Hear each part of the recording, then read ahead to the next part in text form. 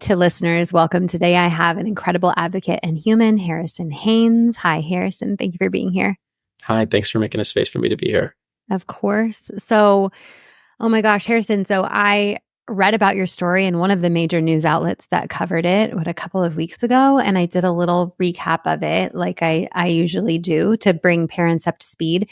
You are so brave in sharing this story. And also, I think it's just so helpful for parents to understand the child's experience through a hard thing like an online harm and the experience that you had. So if you can just tell us in whatever way you'd like, kind of what happened to you in your early teen years, and you were gaming like most teens do, like most kids do, Yeah. and you met a friend. So can you kind of tell parents about what happened from there? Yeah. So it kind of starts with some context. I was about 12 years old. I was just like any other kid. Middle school is hard. It's a hard transition. You have all these friends, and then the school gets bigger, and there's so many changes, and you just can't keep up. And so I find a lot of peace and solace online playing these games. And for all the friends I'm not making at school, I'm connecting with people online. And it was a really great space for me to just be myself. I wasn't the short kid with acne. I wasn't the kid who was getting bullied. I wasn't the guy who was struggling to fit into his new body. I was just another person.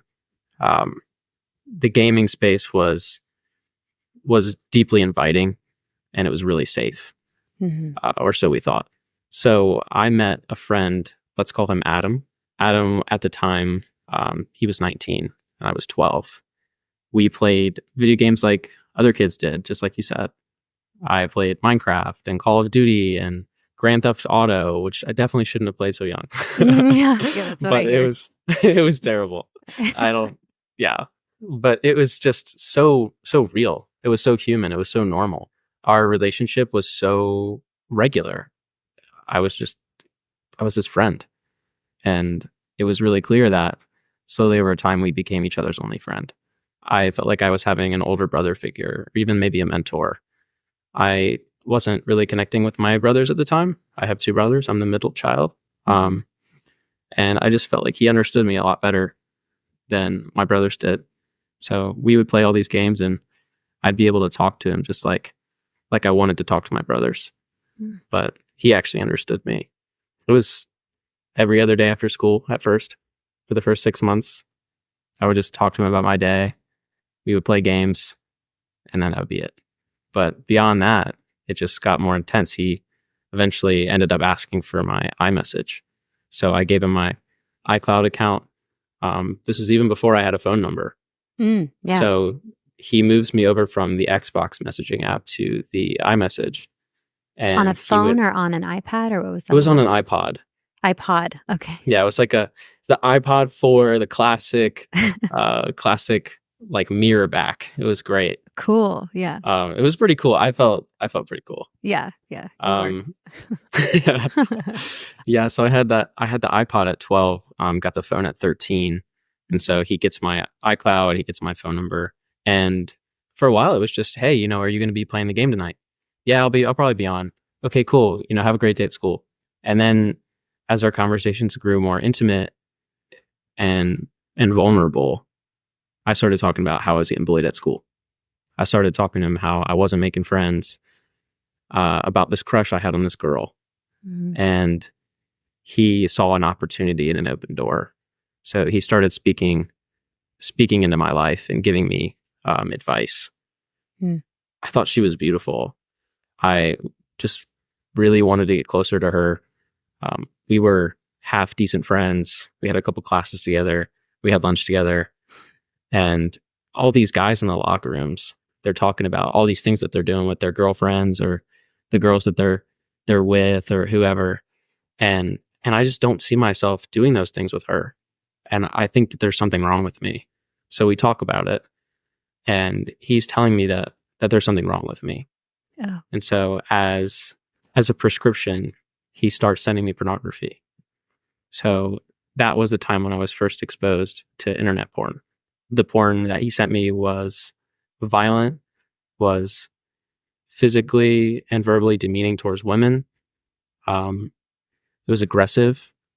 I would even use the word rapey. this was my first exposure towards intimacy. Mm. So I was consuming this content thinking there's something wrong with me. Our conversations get even deeper. He starts talking about his depression. I start talking about my anxiety. Slowly, I start having symptoms of depression. He sends me his self-harm. He's reaching out. It's not just every other day. It's every day. It's 2 or 3 times a day. It's 4 or 5 times a day. And he's making it very clear that I'm the only person in his life who's listening. He starts sending me pictures and videos of cuts and bruises with knives. He'll send me pictures of firearms in his room. And I don't know what to do anymore. It had been a year, a little over a year. I'm 13 now. Mm. I've got no friends at school. I'm super isolated.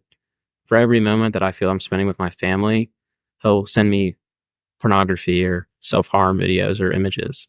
And so I'm just like, I don't know how to handle this.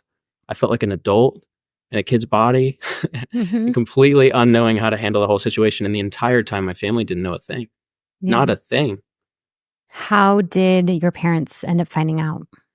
It was probably a little less than a year and a half into our friendship. He calls me one night, and my parents, they started to catch on that I was on my phone at night. Mm-hmm. And so they were like, hey, we should probably put the phone downstairs at night. Yeah. So we had a little phone dock. Mm-hmm. For a while, we had one that looked like a prison, which was kind of gimmicky and funny. Yeah. Yeah. They make And, some fun ones. Yeah, it totally gamified it. It made it normal. Mm-hmm. And it was a tool that was really helpful for my parents. I think it was one of the reasons that they found out. My room was right next to theirs. So he calls me, Mm-hmm. and I run down to get my phone. And I put in my headphones, and Mm-hmm. he starts telling me he's going to take his life. And he is audibly loading a firearm. I can hear it. And I'm just crying. I'm frustrated. I'm angry. I'm like having all of these big feelings, and I'm like, I just don't know what to say. And so I'm kind of mad. I mean, I'm definitely crying, but I'm also angry because at this point, like, he is the silhouette of the friend I once knew. Mm-hmm. And he's just someone who's hurting me at this point. So I'm crying, I'm angry, and my parents, they wake up and they hear it. So they come into my room. I fake being asleep. That never works for any kid. Kids don't try it. Doesn't work. They're like, you were just crying. Yeah. Well, my mom, I remember she like ran her hands through my hair and she like picked out my headphone and she was like, you're done. Yeah, and then she realized that something was wrong. Mm-hmm. They took my phone and they went through every message. I did not sleep a wink. I had no idea if he ended up taking his life. I had this instant reaction. Your parents take your phone, that means you're in trouble. Mm-hmm. So I'm like going through so much anxiety. I don't sleep at all. I just can't process it. So my whole night is he alive? Is he dead? Am I in trouble? Do I get to go to school tomorrow? Are my friends going to find out? Are my parents going to know that I watch pornography? And how did your parents handle it once they saw the messages and content on your phone? I think it was such a surprise. Mm-hmm. And I think we all learned from how we all reacted. We were the pioneers of what it meant to be groomed online as a family. And I don't just say me, I say we, because it was my whole family. There wasn't a moment where I was disconnected from them. Mm-hmm. They did everything they knew how. They took my phone. They called the police. They got in contact with the school resource officer to make sure I was safe. They talked to my principal. And as far as the authorities go, they did everything they could. We started having conversations. They helped me get into counseling. Mm-hmm. There was definitely mistakes that we made along the way. I felt like I was in trouble the whole time. Mm-hmm. We were all frustrated with each other. Mm-hmm. They're probably thinking, why are you isolating? Why aren't you asking for help? Why didn't you reach out? Why didn't you let us know? And I'm thinking, well, I didn't know that I could. I didn't know that was something I could do. Mm-hmm. Because I definitely hid things from them. Yeah. Can you share, were you guys ever able to find out who this actually was? Did he get arrested? What happened there? Yeah. So he claimed that he was in the state of Connecticut. He was actually in the state of New Jersey, significantly closer to me. Right. He was the age that he claimed. His name was the name that he claimed. He did not get prosecuted. So I don't use his real name. He never had sexually explicit images of me. So they were never able to do anything against him in that regard. But they did contact the New Jersey State Police, and there was all sorts of jurisdiction issues. But we did end up talking to his mom, which was a heart-wrenching experience. She was a first-generation Central American migrant, the sweetest old Catholic lady you'd ever meet. Seemed like her son was an only child. And when I told her that her son had been grooming me after my mom had reiterated that with her on the phone, they connected on Facebook or something like that. And she just was in disbelief, absolute disbelief. They had gathered his phone. They had gone through everything.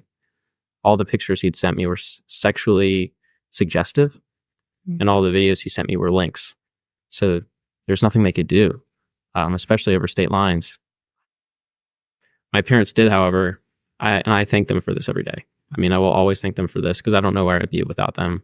They told me that he was put in jail. They wanted to keep me safe. They didn't want me to reach out. So for a long time, I thought that I had sent my best friend to prison, which they did everything they could to make me safe. And I just didn't know how to process that. Yeah, because I imagine if they hadn't have told you that, then you're worried about what would happen. Is he going to show up? Wow. Okay, Harrison, I'm so sorry. And thank you so much for sharing yours and your family's experience around that. What have you learned about grooming, about its prevalence? What have you learned since then in your healing journey? Yeah, it's a big question. Yeah. I think grooming there's no one type of grooming. I was groomed on Xbox. Kids today get groomed on phone games, Roblox. Yeah. They get groomed on their Instagram DMs. The algorithms are effectively grooming kids for predators. So there's all sorts of ways that grooming exists. But the biggest part of my healing journey was realizing that what happened to me wasn't my fault. I don't blame myself. I don't blame my parents, but I blame the tools of abuse that were made available, and I blame my abuser. Yeah. This culture of predatory behavior is in fact a culture. It is being normalized. There's so much we can do as a society to heal from these wounds by making amends, looking back and learning something, and building a better future, especially on social media. Yeah. And these platforms are not keeping kids safe. They roll out parental controls, and Instagram's teen accounts. I don't know if you saw that dropped the day before the hearing for COSA, which was very convenient. Very convenient. Yeah. I mean, in your experience, was there any tools available through the platform to help you stay safe? Any reporting tools, any alerts that when nude imagery was being sent to you through iMessage or on the gaming platforms, anything there? Yeah, at the time, no. On Xbox, we did have a crafty little feature where if you said curse words, that it would blur them out on the texting app or the messaging. So if you get killed by a guy in Call of Duty, he's not calling you slurs. And that's about as far as it got. Okay. On iMessage, there was no feature to blur out language to report a user for violating the policies that Xbox had. iMessage was just like real life. There was no reporting features available. It was a war zone. Yeah. Have you seen any updates on either social media or the gaming platforms or from Apple in the last few years to generally make their platforms more safe for kids? I'm sure that these platforms have made efforts to improve their software and their programs, and we should absolutely commend them for these improvements. These are pivotal moments in history, but the fact is, no matter what they've done, they're still not doing enough. I'm sure Xbox has better reporting features, works closer to police departments. I'm sure they work with the National Center on Missing and Exploited Children. I'm sure they're doing all of these things. But the simple fact is that AI is still grooming kids for predators. These programs don't have fast enough reporting teams. They're not taking down content. They aren't taking away accounts. iMessage still doesn't have reporting options available for users. If I had that option available at the time, 7 months, maybe our friendship would have lasted. Mm. I could have seen that blurred content offered, hey, I want to report this content. I want to Mhm. report this user. I didn't know that this was even wrong at the time. You didn't know it was wrong. And the platform could have done something to alert you that this Yeah. is wrong and here are resources Yeah. to to help you. Yeah. I think it's a duality. I think it's a duality of culture, Mhm. and I think it's a duality of platforms. So I think a lot of the culture surrounding the topic today is either or, not Mhm. both. And so some people will react and say, well, that's on parents. That's on parents to educate their children. Or, parents don't need to be involved. This is about tech. This is about big tech and exploiting our kids. This is about big tech and making money. Mhm. I think both things are absolutely true, and they're not mutually exclusive. Privacy and safety do not have to exist separately. They can coexist. Mhm. So creating a culture of destigmatizing conversations, parents having hard conversations with their kids, talking about sex, talking about porn, talking about self-harm, suicidality, and also holding these platforms accountable for their lack of safeguards for kids. Mhm. Gosh, thank you so much. I love that. And I think I get a lot of that feedback, that parents' fault, parents should have warned the kid, parents should have protected them. And solely blaming parents takes the responsibility entirely away from the companies that are actually producing the harm in the first place or allowing or instigating the harm to happen. And Absolutely. so those hard conversations at early ages are really important. And what would that have looked like? Like if I'm a parent now and I have a kid that's 12 that is maybe gaming, what should I be telling him or her about what they could be exposed to on the gaming platforms? I just get this image in my head right now of a parent sending their kid away to camp or at their first sleepover. Mm-hmm. And these are spaces where kids are going to get together. They're going to show each other content. They're going to talk about things, and we're going to grow as people. That's just how the world works. Mm-hmm. Debriefing your children on things that are potentially unsafe, habits that will hurt them, platforms that are predatory, I think it's common sense. Sending your child into a space, and I don't want to blame parents for that, because Right. we've fostered a culture of, normalizing kids getting phones at 7, playing Roblox at 5 at Texas Roadhouse on the iPad. Like, this is Mm-hmm. normal. This is our culture. Yeah. I think parents should certainly say, hey, remember, like, you're just a kid, or you don't need to know everything. We're going to be here to support you. There are things out there that are scary, and we want to protect you, but we also want you to be able to have fun. Be like, Mm-hmm. you want to let a kid lead. Otherwise, you're an authoritarian parent. You want Mm-hmm. to find that balance of authoritative. You are strong. You are powerful. You are a place of refuge, and you want to protect your children. So having those hard conversations, there are people out there that might want to hurt you, and that changes the conversation depending on how old the child is. Yeah. And it seems that younger and younger these conversations are needing to happen. Mm-hmm. So we're all, as a culture, pioneering what it means to talk to our kids about this. Because Mm-hmm. for me, we were having sex ed at 13. Mm-hmm. Now kids are getting exposed to porn at 7. Yeah. So how do we adjust that? Mm-hmm. So there is a book called Good Pictures, Bad Pictures, and they have one for, I think, like 10 and up. Don't quote me, but there's also a junior version that introduces the topic of pornography, which I think is really important for parents to start introducing, and even the terminology about it at 5, 6, 7 years old. Yeah. There's appropriate ways to bring it up. But I love you sharing, there's people on these platforms that may want to do you harm, and you need to be aware of that. And you can't trust someone to say who they really are Yeah. with the anonymity, in child language. Kids don't know anonymity, but Yeah. yeah. And with gaming particularly, I wonder, what I fear is that if I let my child game and I say, you are playing offline, we're not going to be playing with strangers, and I'm going to keep an eye on it. But games these days are so addictive. There's a lot of inappropriate content. Yeah. And then eventually I'm scared that they're going to figure out some workaround on how to get it online and be communicating with strangers. And so what would you advise there? My instinct is to say, just no gaming. We're just not going to do gaming. And I know every family is different in their risk tolerance, but what would you advise generally around gaming? Yeah, that's a really difficult question. Yeah. Like you said, every family is different. There's going to be Hmm. flexibility in the rules, and for some families, they're just lanes on the road, and for some families, they're guardrails. Hmm. So I think allowing a child to pave the way while also remembering, especially with the culture of, kids are just gaming. That's just the culture right now. Hmm. So identifying like, where is this a pressure and where do my kids actually want to play games?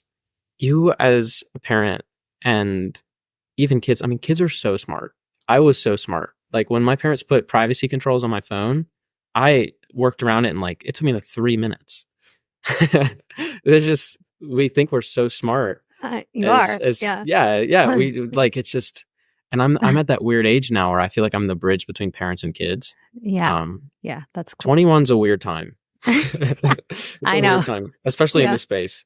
Yeah. So I don't know. I don't want to throw the baby out with the bathwater for the gaming. Hmm. Hmm. You don't want to take away something potentially really fun, um, really interactive for your kids. I mean, I know a lot of kids are playing Fortnite or Call of Duty or whatever the world kids are playing right now, and they're interacting with their friends. Hmm. We look at, those like, I don't even know, the like picturesque 90s moment that like nobody ever really had. And like, Hmm. the kids are playing outside and like they're not coming in until the lights are on. Hmm. But that's like, it's not how it works anymore. Kids are messaging each other, do you want to get on the game? Do you want to do this or this or this? Yeah. And so maybe tell the kid that there's no game, but what are their friends doing? Are their friends on the game? Hmm. Hmm. So are you Yeah. just further isolating your already culturally isolated child? Hmm. I don't Or know. yeah, I don't know either. And I think there's a duality there. Like I think we need to definitely get our kids up playing outside more and more free range, like figuring things out and being creative and bored. Um, Boredom is a beautiful thing. yeah, totally. And then also allowing them to connect in positive ways through technology. There's a AI platform called GameSafe that is a new parental monitoring platform for gaming platforms specifically that Yeah, parents should look into because what we're finding is that the built-in parental controls on these platforms are not doing a good enough job and we need a secondary layer. So that can be helpful if you want to make sure if you want to let your kids game and try to monitor it without having to stand over their shoulder the whole time. Though I think in today's day and age, like gaming in common areas is probably ideal. I think absolutely. right? Okay, good. I'm glad you agree. So let's switch over to social media though. So I get that. So gaming, fun, especially in groups, gaming together, gaming with your friends, with time restrictions, with parental controls.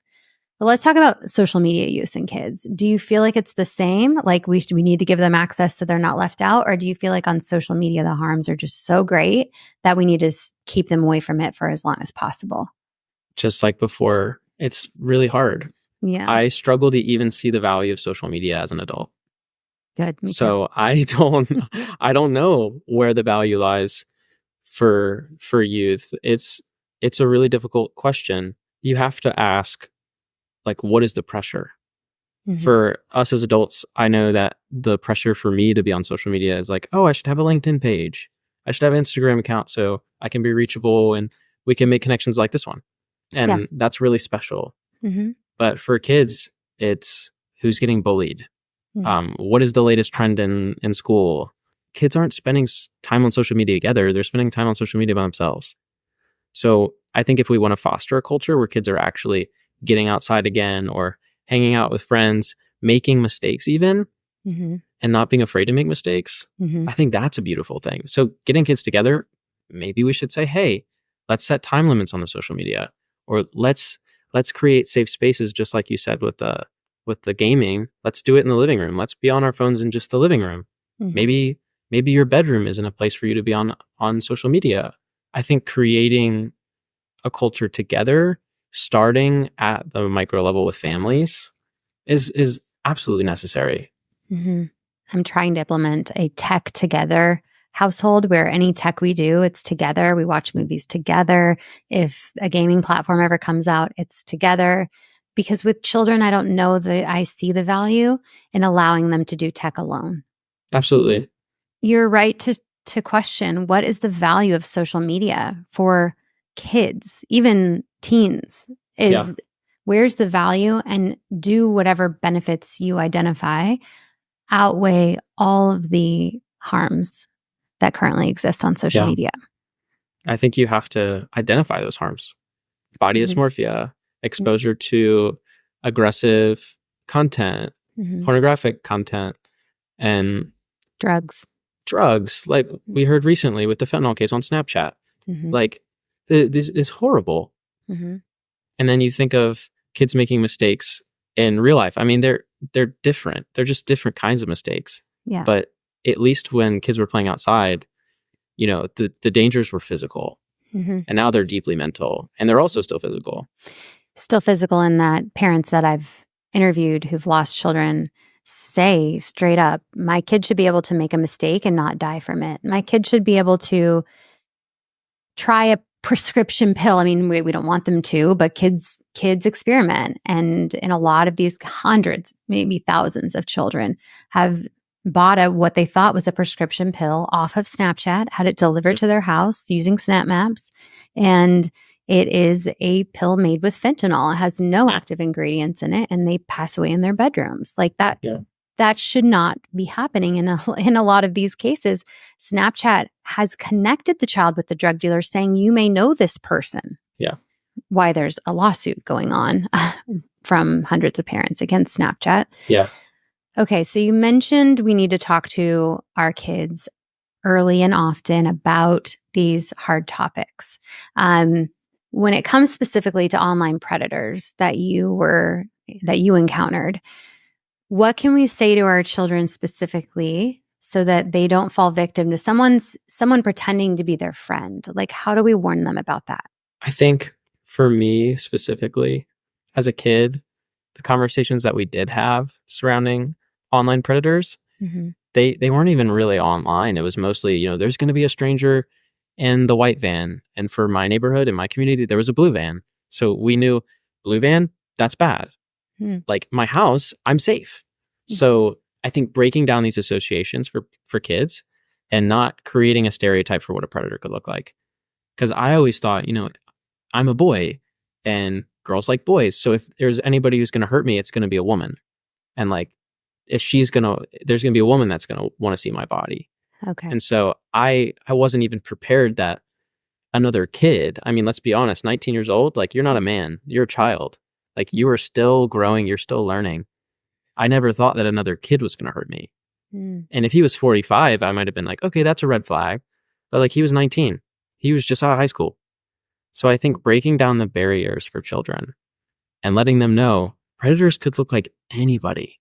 They could be your friends. I mean, now we have these stories coming out with generative AI and of kids exposing each other's bodies to their whole school. They're plugging their faces into the generative sex AIs. Yep. And so it could look like anything. Mm-hmm.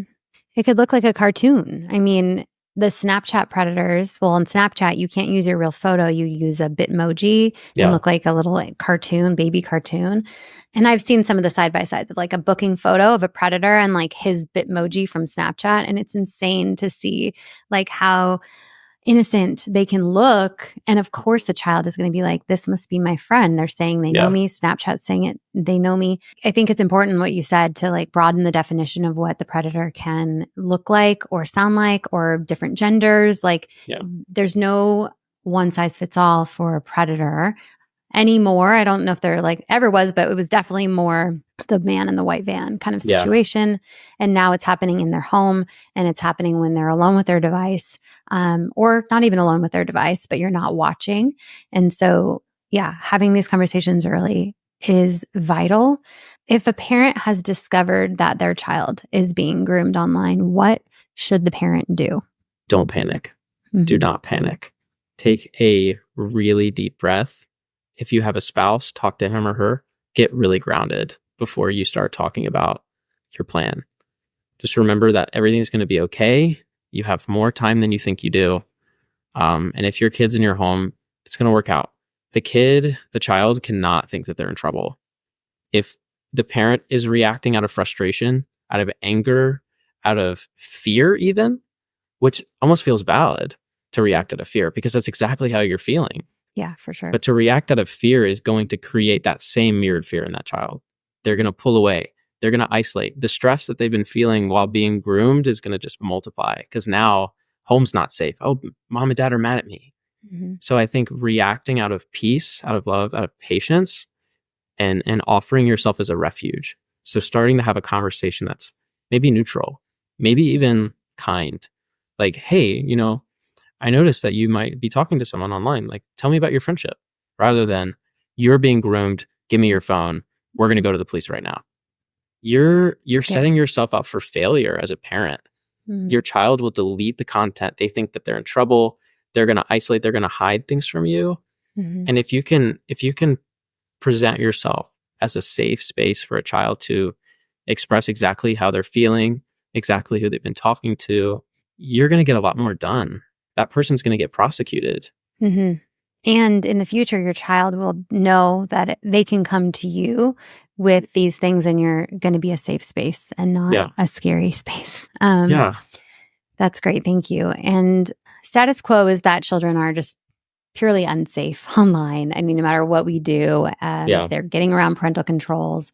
The platforms are rolling things out, which is great, but it's just not quite good enough. So I encourage parents to advocate for legislation that will force the platforms to be safer. So, and I know you've gotten involved in some advocacy around that as well. So what are you supporting that you feel will protect kids online in a better way? There's 1,000 policies throughout the past 20 years of history that we could touch on.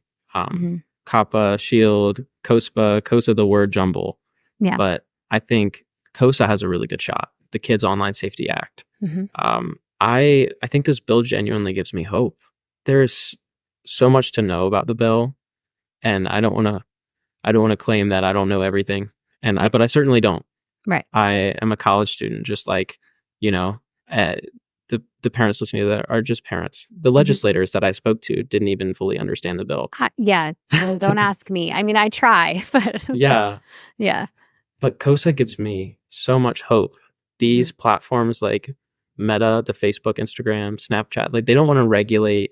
They don't want the government regulating them. They want to prove that they can regulate themselves. And so Instagram, the teen account, has just been released. Right. Conveniently, something was in the air right before the date of the markup. Yeah, I mean, crazy. They see a future where the government has to step in and they want to prove, hey, we don't need you to regulate us. We can handle it just fine themselves. But let's be honest, kids are dying. We had 20 kids die in the past couple of years from the blackout challenge. Like we have, youth taking fentanyl. We have kids getting sex trafficked. I'm from Richmond. Like we are one of the lead sex trafficking hubs in our nation right now. Wow. And like through social media, kids are getting tied to bedposts and sold on the internet, and there's a price below every picture. So COSA is giving us hope for a future where these platforms are held accountable for all the things that are going wrong. Yeah.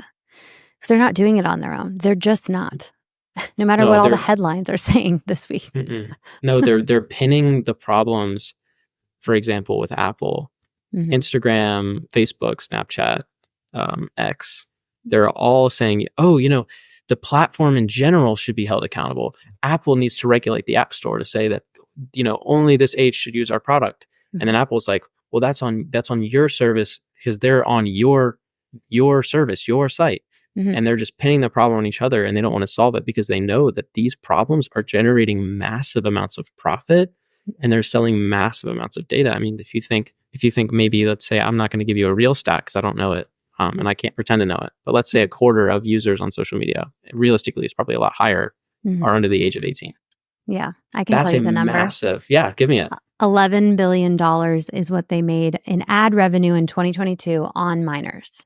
Yeah. Just like the top 5 or 6 platforms. And that's under 18. But like, imagine, we know that I think it's like 45% of 8 to 12-year-olds are on social media. They're not allowed to be on social media. And how much ad money are they making off of children that aren't even allowed on there?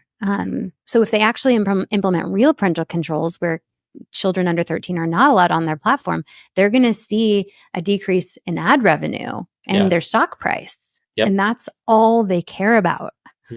So yeah, we need COSA and other bills. But right now, with COSA passing 91-3 in the Senate and coming out Yeah. of the Energy and Commerce Committee in the House, it does have a really good shot. And everyone, you, me, everybody is pushing and trying to meet with members of the House, trying to tell other parents to call their representatives to co-sponsor COSA and then get it passed in the House. And we still have hope around that. And that makes me happy too. I know some states are implementing different laws with similar elements, but we really need a federal standard when it comes to holding these platforms accountable so that children like you are no longer harmed and we don't have to worry so much as parents. We can let them use platforms knowing that they're not going to be served something that could kill them. Like, that's insane. Okay. Anything else you would like to communicate to parents or you think parents should be thinking about related to any of these topics? I think there's a lot of things I could say, but I'll leave parents with two things. Okay. I think having the word picture of your child on the playground with their friends, and you have the stereotypical stranger in the white van. They are selling your kids drugs. They are exposing that child to their body. You would freak. These social media platforms that are available and these gaming platforms, it's a facade and they're the same space. The kids on the playground, they were having fun. The gaming space, they're having fun. On social media, there's a perception that there's a lot of things to do. There's a lot of things to see. There's a whole big world and they can explore from their pocket. I think acknowledging that the strangers are still there. We can't bury our heads in the sand, especially parents can't bury their heads in the sand because the world's scary. Like, you have to have these conversations with your kid. You have to let them know what the warning signs are, what these strangers could be like. There's so much fear. And so I loved what you were saying about creating tech safe spaces. We in my house, I live in a ministry house in college. And so a big rule for my own human flourishing, I don't have my phone in my bedroom at all. It doesn't sleep next to me. Wow. I You're an leave adult. it. Yes, exactly. Good job. Yes, exactly. You think you need to have healthy boundaries and you need to lead by example. Yeah. So parents, if you don't want your kids having their phone in their room, you shouldn't have your phone in the room. Like, think about the utility of these programs. Are you using them because you feel like you have to, or are you doing them because you want to? Almost always want to. Almost always, right? Yeah. And there's always small steps parents can make in their home. Like, my husband and I do our very best to leave our phones actually in our room when we are with the kids in the house so that the kids shouldn't see us using it. And if they do, we tell them why. I have to answer this email really quick and then I'm back with you and my phone's away. Exactly. And our kids will actually call us out and say, hey, you're not supposed to have your phone, which is helpful. But you're missing out on so much, especially that time communicating and engaging with your children if you are allowing your phone to be in the way of that. And I love that you don't keep it in your room as an adult because so many parents are thinking, oh, my kid has it in their room. They need the alarm clock. But listen, they sell alarm clocks still. But also they're $15 at max. I know. Like, I have one right here. It wakes me up every morning. It's really predictable. You can set it. You can set the time and you don't need 30 alarms. You just need like 2. It's so funny that that's the excuse. But I'm going to try that. I'm going to try not to have my phone in my room. And we're thinking about getting a landline phone soon too, because there are situations where you don't want your phone around, but in case of emergency, you can still someone can get a hold of you. Exactly. I think there's this huge yearning to go back to the way that things were. And there's always going to be the romanticized picture of like, totally. Oh, I wish my kids were out playing soccer and street hockey and basketball, and we want the landline. And like, for me, I had a dumb phone for a year and a half and cool. Like absolutely changed my life. Not at all like realistic. Terrible. I switched back. Yeah. Was it a light phone? Yeah, it was the light okay. 2. It was the second version. Yeah. I have the first one and I was like, oh shoot, I cannot. It takes too long to text. Exactly. It takes so long to text. It's not like the maps are terrible. Yeah. But so there's this really strong urge to go back to when life was simpler. Yeah. I think we have an opportunity right now in the midst of all this digital hurry, this online chaos, this world that's really scary. We have an opportunity to make the change and be the change. And it starts at home. Keep your phone out of your room. Tell your kid why you're using your laptop. Create intentional safe spaces for your kids to be on their devices. Xbox in the living room. I mean, this is a great place to start. Yeah. rather than throwing the baby out with the bathwater, we can keep the things that are beautiful and we can acknowledge there's a lot of danger. Yeah. Harrison, you're so inspiring. This has been such a cool experience just meeting you after reading about your story, covering it on my platform, and then getting to meet you and talk to you in person, kind of virtually in person. And hopefully we can connect in DC at some point. Yeah. I'll have to let you know next time I'm out there, and maybe if there's a hearing or something, we can both attend. But I've really enjoyed this conversation. I think it's so helpful and beneficial for parents to hear from people like you. And I feel like we can have more conversations as follow-ons. I want to hear about your dumb phone experience. And just there's so many more things I could have talked to you about, but we're at almost an hour. So again, thank you, Harrison. Is there somewhere that parents can connect with you and follow along? I'm open to parents reaching out. You can find me at Harrison Owen Haynes on Instagram. Amazing. You can also find me on LinkedIn.